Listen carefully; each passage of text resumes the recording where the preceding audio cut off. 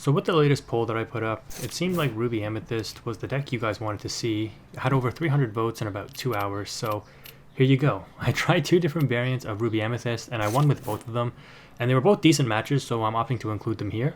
Now, Ruby Amethyst does seem to be a deck that is going to be very grindy in this format, so both of these matches are quite long. You know, in the two matches, we're almost hitting 20 minutes when these are sped up at 150%.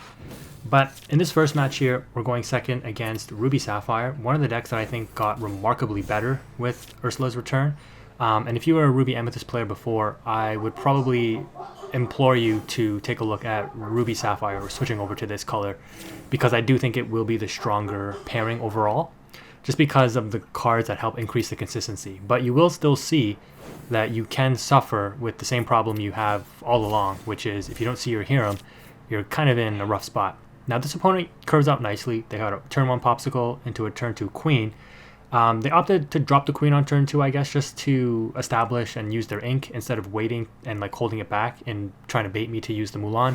They probably just think he's not going to quest with the Mulan anyways, because if they see the small Mulan, they likely know you're going to be trying to shift it onto the big Mulan.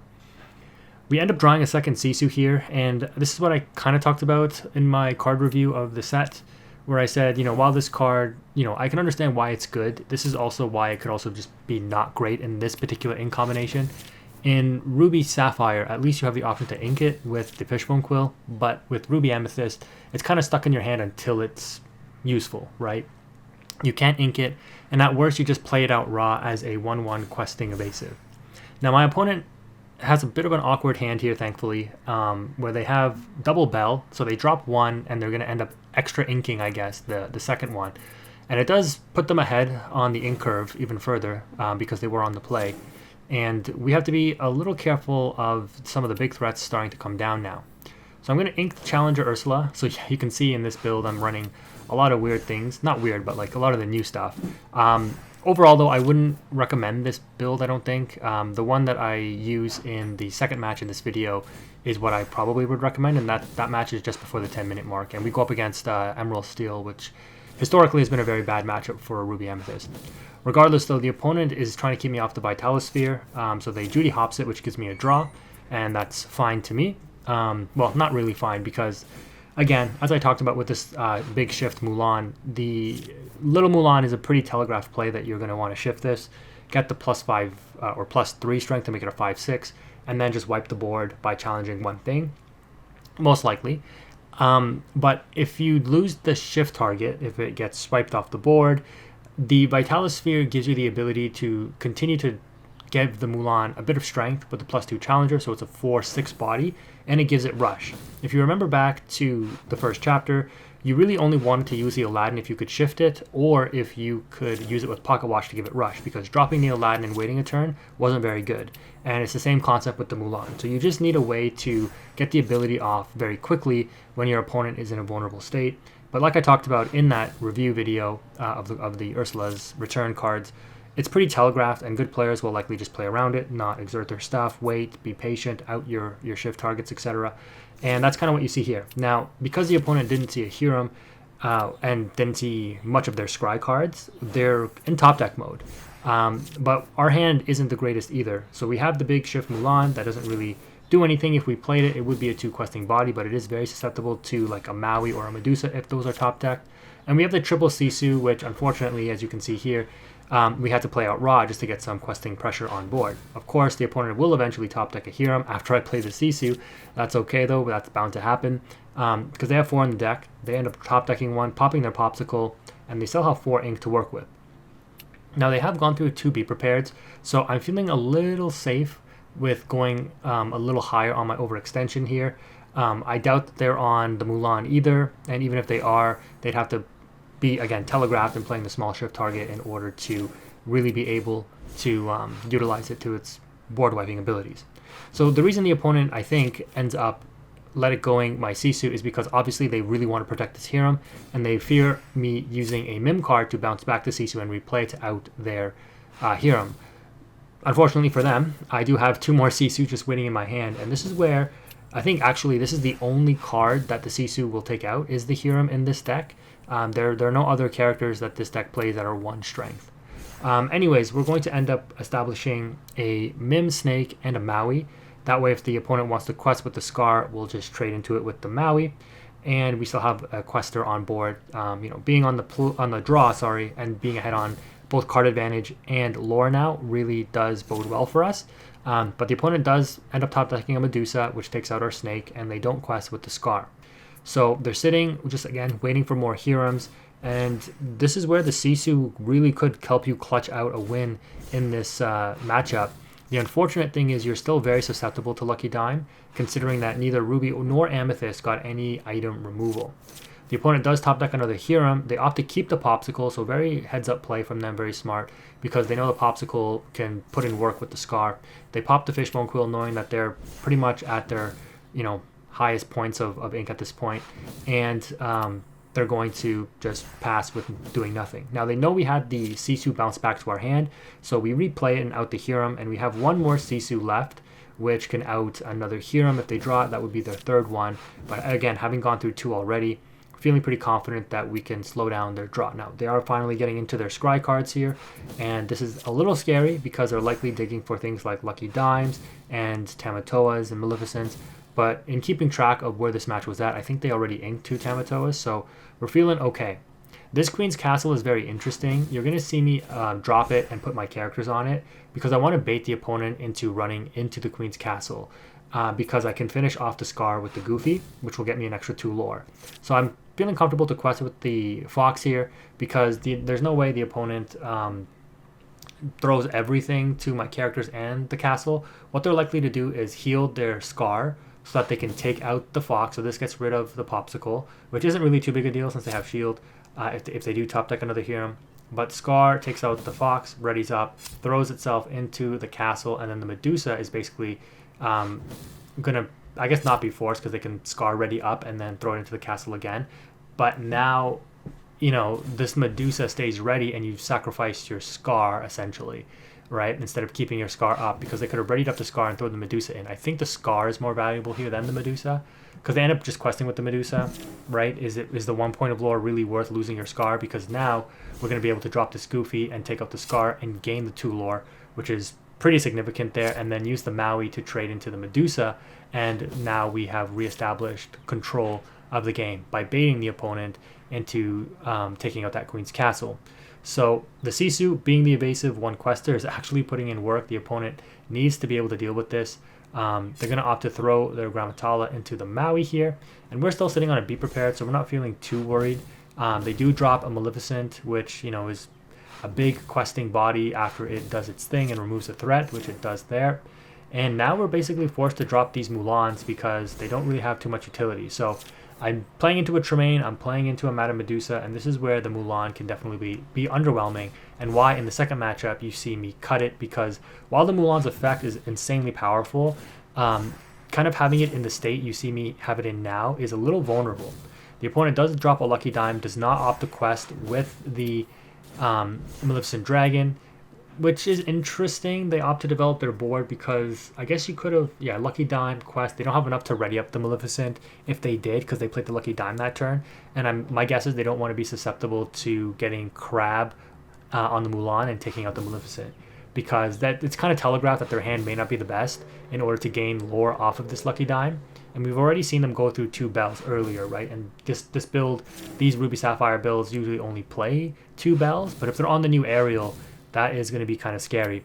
So I'm debating dropping a Be Prepared here because I quest up to 19, and I'm like, well, the opponent can quest, go to 14, Lucky Dime, go to 16, unless they have a Tamatoa specifically, and then like another item maybe. They have to Lucky Dime, because they have 10 ink, right? So 8 for Tamatoa, 2 for the Lucky Dime, they get 3 lore, go to 15, quest with the Maleficent, go to 17. So yeah, they still don't have enough, even if they have another item. So at this point, I'm like, well, they have to have a Be Prepared more or less. So the worst thing they can do is quest Lucky Dime, ready with shield.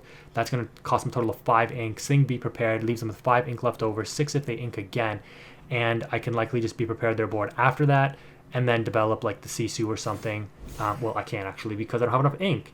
So yeah, I could just Be Prepared whatever they do anyways, most likely, and hopefully that will be enough. But the opponent reveals that they have no outs to me questing for game next turn, and they end up scooping it up. And with that, Ruby Amethyst defeats Ruby Sapphire on the draw. In this next matchup here, we are on the play against Emerald Steel. So this was the second match that I played with Ruby Amethyst. And again, it was a pretty decent one, so I opted to just include the two that I played. I did change the deck around quite a bit. I opted to play 2 Flynn Riders to test it in Ruby Amethyst, similar to the same logic I used in the Ruby Amber deck, where, you know, if I eventually get the Maui out on turn 5 with the Flynn Rider, it's supposed to be pretty good, because I doubt there's much that beats a 6 strength character that most people are playing, since I imagine most people are still playing quite low to the ground. However, against Steel, the Flynn Rider is probably better off as Ink, considering it's a prime target to get Let the Storm Rage on, Strength of a Raging Fire, Fire the Cannons if people are playing that, which some are, or any other form of removal, even going as far as an Along Came Zeus. The opponent opts to drop a Hook after inking a Hercules, so very interesting the decisions on testing these ink combinations. We dropped the Pinocchio, and I am running 3 in this build because at this point you need as many tempo swinging cards in the Amethyst color package as well as the Ruby package in order to, you know, try to offset the tempo swinging cards that these other ink colors got. And I already talked about that a lot in like my Emerald reviews and stuff. But the Pinocchio here, again, is a little underwhelming for the exact same reason that I mentioned earlier. It's, yes, I have removed the board, but at this point, you know, the Pinocchio is just sitting there now, and you can quest for 1, but it gets outed almost immediately. So here you see me just pass, right? I put down the Flynn Rider, and I'm putting the opponent on. You have to establish a 2 strength or higher character, otherwise I gain 3 lore. But I'm not really questing with anything because the Ursula will take out either the Pinocchio or the Rafiki here at this point for free. It would be really nice to be able to get a bounce card in order to get this Pinocchio back, and we still do play 8 Mims, the 4 snakes and the 4 foxes. The opponent is taking a while here to think on their decision. They end up inking a Pegasus 1-drop evasive, aka Pascal 2.0, and they drop the Diablo. So how much of a problem is Diablo for Ruby Amethyst? Well, if you've watched my videos, you know that I've already reviewed how good this Brawl card is going to be for us in the Ruby Amethyst package, and there you see it put in the work and taking out that Diablo before the opponent can get any advantage. Now the Rafiki trades with the Ursula, now that it quested, and we're able to quest for 2 with the Pinocchio and the Flynn Rider. And just to keep up on ink, I'm going to have to be forced to ink that Maui, which is unfortunate because I'm not getting any advantage off of this Flynn right now. But the Super Goof is probably more beneficial here, just because if I do top deck Mim card, I can cycle through the Pinocchio and then get some advantage off of the Goofy. The Evasive Tinkerbell, though, is posing a problem because, again, when I rebuilt this deck, I forgot to put in the Peter Pan Shadows, which I think you definitely want to play now because you have Mim Foxes, Mauis, and Super Goofs that will benefit from the Evasive. Not only keeping them safe from being challenged from most characters, but also being able to take out evasive characters like this Tinkerbell. So you definitely want to include those, I think, but we're going to have to try to play around this Tinkerbell the best we can. The opponent fire the cannons away my Flynn Rider and establishes their own, and this is a dire spot now. This Pinocchio isn't really doing too much. We top deck another Queen's Castle, so we're going to play 1, ink the other one most likely. A bit of a questionable choice. Maybe I should have kept that and just gone for double location next turn. But the odds the opponent has another form of removal is probably pretty high. They use 1 fire the cannons. If they out this Pinocchio here, I'm going to be in a little bit of trouble. But this is how this matchup goes with Emerald Steel discard. You are basically going into top deck mode, and you have to hope that, you know, with the draws you get during your turn, you know, hopefully you have something to get additional draws like the Queen's Castle in order to top deck that. Be prepared. And, you know, if you don't top deck it, you lose. If you do top deck it, you're likely going to be in a very strong position. So we end up top decking the Goofy and the Pinocchio here. The Pinocchio. So we're going to end up playing the Goofy and inking the Maui. That way, you know, we don't have to discard anything. The Pinocchio just represents a body, even though because both things were already exerted. We're able to challenge the Flynn Rider and not have to discard anything because our hand is now empty. But we put the Goofy on the castle since we basically force the opponent to, you know, smash the Goofy, which I doubt they're playing. But they can't strength it, they can't let the Storm Rage on it, which they can do to the Pinocchio to out it, so that's why it's better to put the Goofy on the location there. Unfortunately, they have the Tinkerbell, the Big Tink. I'm like, I thought people weren't really playing that in Steel anymore, but I guess this person is. And because of that 1 extra point of damage, they're now able to challenge the Goofy, which I guess isn't the end of the world because you know, if they had any removal spell, they could ping the Goofy and then finish it off with a Tinkerbell anyway. So at least it prevented them from questing. Now at this point, they have 6 strength on board, so we're going to likely stop a quest again because they want to out this castle. And they look like they're in the driver's seat. They've got 8 lore questing on board, and we have to hope to top deck into exactly right on time. That Be Prepared. Like I said, this is how this matchup goes. Still playing for Be Prepared. I just think the card is way too relevant. It is, again, the original, along with a whole new world, tempo swinging card. The opponent top deck's really good, though, in the Diablo. So before they get that thing exerted, we're going to hard cast the Friends. And I'm thinking about what to establish here. I'm going to go ahead and play the higher cost Goofy card, which you could argue is a misplay. Maybe keep it for the surprise, keep the Crab, and play that instead. But I throw the Goofy on the castle in order to draw 2, knowing full well that my opponent is going to draw 2 as well. But them not taking out the castle there is going to put me at 16 lore. The Goofy will quest to 17 because they want the extra draws off of the Diablo. That's why they didn't opt to challenge the castle with Diablo there.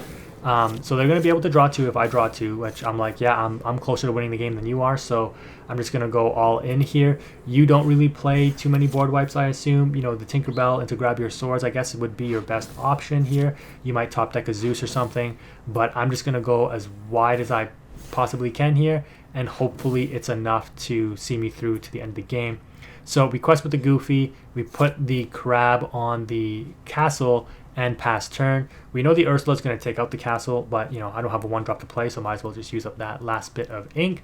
And the opponent, if they do want, well, they can't keep the castle up, right? Because I'm going to go to 19 and then just quest for game. So they have to out the castle here with the Ursula. They quest to 9 with the Diablo, and they have to out my characters, at least one of them, but they do have 4 cards in hand, because if they don't out my characters, I win the game. And if I draw a goat, I also will be able to win the game. Sure enough, they do have the removal spell, but it does cost them 4 ink to hard cast it. So even though they drew 3 cards, they're not likely going to be able to play out their whole hand here. They quest with the Diablo, going to 9 as expected, and we have 19, or going to 19 next turn with the Rabbit and the Crab if they don't have another form of removal. They ink a Beast Tragic Hero, seeing that it's a little too slow to play out, and the Baboom doesn't do enough here. We draw into a Be Prepared, and the opponent draws off the Diablo. We're probably going to quest with both, and then I guess Snake or Fox back. Probably Fox to take out the Maleficent, or the Ursula there. Getting a draw, giving the opponent a draw. This is how crazy this card is, guys. And then we're going to take out the Ursula, and then drop another Rabbit. At this point, I don't care, because I'm just like, I just need to find a goat. I think I inked 1, so I got 3 left in the deck, and I got to Be Prepared as backup, so if the opponent does end up going wide with all these cards that they're drawing, like, I'm feeling pretty safe. Yes, they could drop another Ursula Deceiver to rip the song out of my hand, but they can't do everything. They can't get rid of my hand, they can't deal with my board, and they can't continue to develop and quest with a board all within 1 turn. It's going to take multiple turns for them to set that up. So I'm feeling pretty safe in giving them those extra draws, knowing that there isn't much that they can draw, even if they drew perfectly, like, you know, removal spells and everything for the outs.